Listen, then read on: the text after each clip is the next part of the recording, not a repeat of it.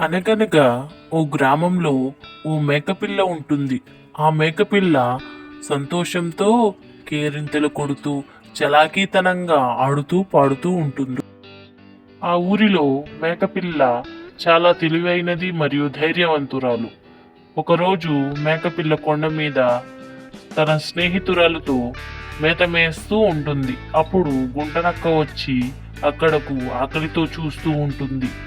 కానీ మేక ఏమాత్రం భయపడకుండా చూస్తూ ఉంటుంది. ఓ మేకపిల్ల, నువ్వు ఒంటరిగా ఉన్నావు, నిన్ను తినేయడం నాకు చాలా సులువు అని దగ్గరికి వస్తుంది గుంటనక్క. నన్ను తినే ముందు ఒక పని చేద్దాం. నేను చాకచక్యంగా పాడతాను, నువ్వు నాట్యం చేయాలి. ఇదే నీ చివరి వినోదం. పద పద.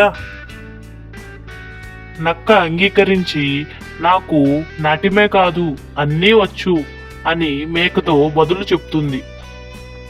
నా అంత తెలివైన వారు ఎవరూ లేరు. నక్క ఆనందంతో కాళ్ళు ఎత్తి గాల్లో తిప్పుతూ నాట్యం చేయసాగింది. నాట్యం చేస్తూ చేస్తూ ఇంకా ఆనందంతో కేరింతలు కొడుతుంది. ఆ సమయంలో అక్కడే ఉన్న గొర్రెల కాపరి వచ్చి నక్కను చూసి కర్రతో తరిమి తరిమి కొడతాడు.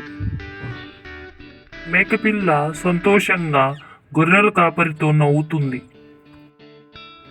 బుద్ధి ఉన్నవాడు బలవంతుడిని కూడా జయించగలడు.